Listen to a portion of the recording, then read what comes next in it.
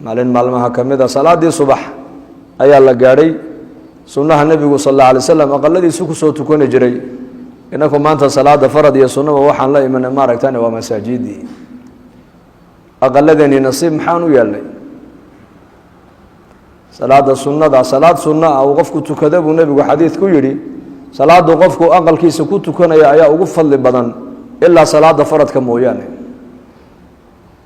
salaada sunnayaasha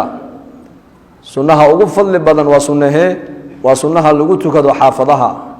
faradka mooyaane faraa'idana masaajida loogu talagalay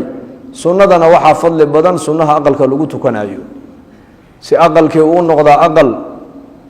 masaajidka cilaaqa la leh da aqalka salaada lagu dhex tukanayo oo quraanka lagu dhex akhrisanayo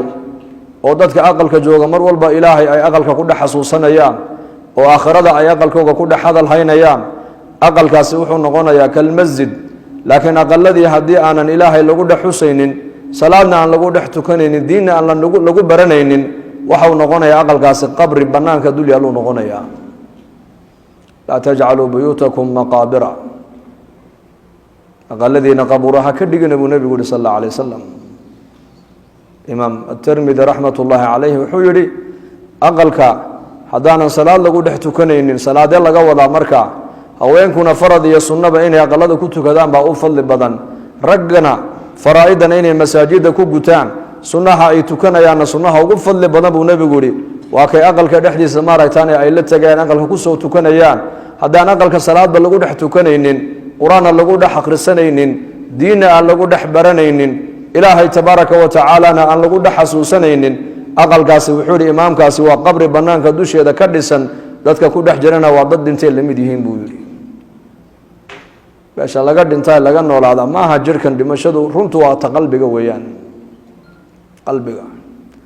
marka nabigeenu calayhi salaatu wasalaam sunnaha wuxuu ku soo tukanaya aqaladiisa salaada faraa'idana wuxuu la iman jiray masaajidka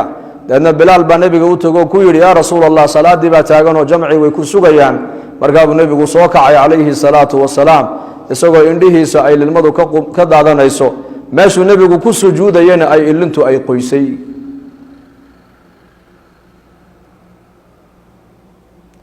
dadna markaa buu nabigu ku yiri yaa bilaal xalay toola aayadahan quraanka ayaa dusheeda ku soo degay waylun liman qara'aha wa lam yatafakkar buu nabigu sallallahu alayhi wasallam aayadaha ninka akhriya ee aanan tadabburin ee aanan ka fikirin ee maskaxdiisa aanan ka shaqaysiinin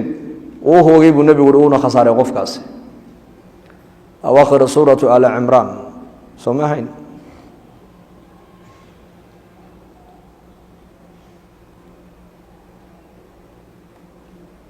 أواخر سورة آل عمران إن في خلق السماوات والأرض واختلاف الليل والنهار لآيات لأولي الألباب الذين يتفكرون في خلق السماوات والأرض ربنا ما خلقت هذا باطلا سبحانك فقنا عذاب النار الذين يذكرون الله قياما وقعودا وعلى جنوبهم ويتفكرون في خلق السماوات والأرض ربنا ما خلقت هذا باطلا subxaanaka faqinaa cadaab annaar aayadahaasaa dusheeda kusoo degay buu nebigu xalay toole yidhi aayaduhu maxay ka warramayaan markaas ina fii khalqi asamaawaati waalardi waاkhtilaafi alleyli waاnnahaar samaawaadka iyo araadiinta abuurkooda iyo habeenka iyo maalinta isgadaal maraya isbedilaya iskaxaynaya maalintiibaa yaa joogtay habeenkiibaa imanaya maalintiibaa tegaysa maalintiibaa imanaysa habeenkiibaa tegaya nolosha adduunka dhanba waa habeen iyo maalin isbedelaya bal wax u dhaxeeya sheeg wax saddexaad ma jira oo habeen iyo maalin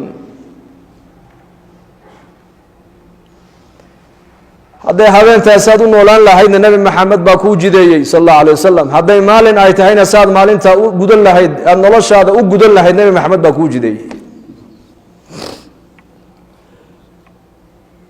dadna samaawaadkan eeg ilaahay dushaada uu dhigay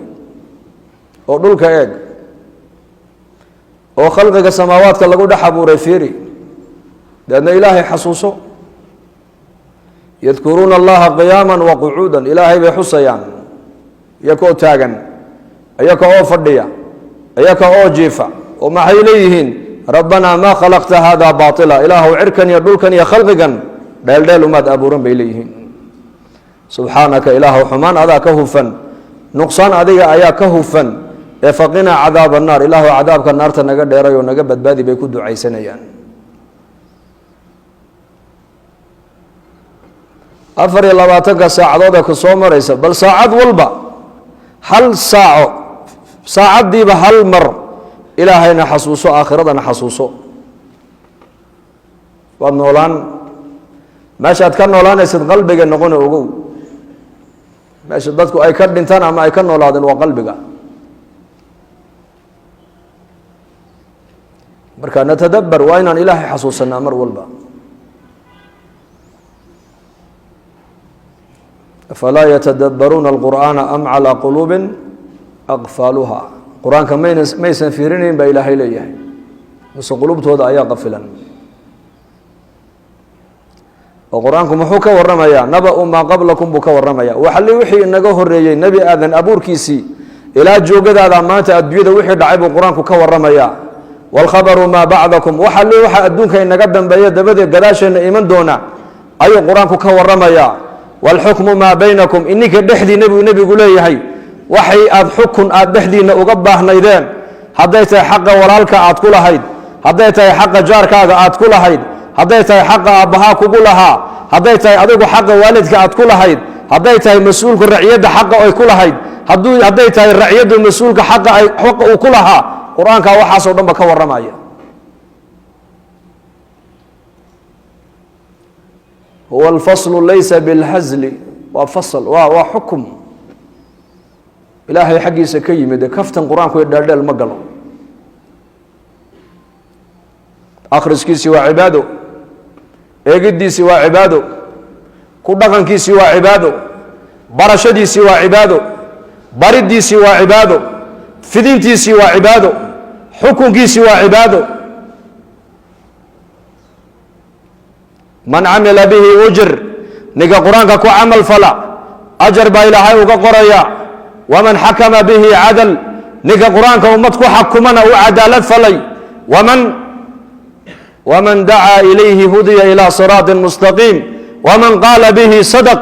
ninka yidhaahda qur-aankaa sidaa yidhi run buu sheegay waman dacaa ilayhi hudiya ilaa siraatin mustaqiim ninka dadka ugu yeedha xagga qur-aanka yidhahda war qur-aanka han raacno war shareecadeenna han baranno war diinteenna han ku camalfalno war diinteenna han ku dhaqanno war diinteenna ummadda han barno war diintaa dad kaa dhigaysa qur-aanku dad buu kaa dhigay dad waman dacaa ilayhi hudiya ilaa siraatin mustaqiim ninka dadka qur-aanka xaggiisa ugu yeedhaa dariiqii mustaqiimka ku dhacay baa iyuu nebigu yuri sal alla alay wasalam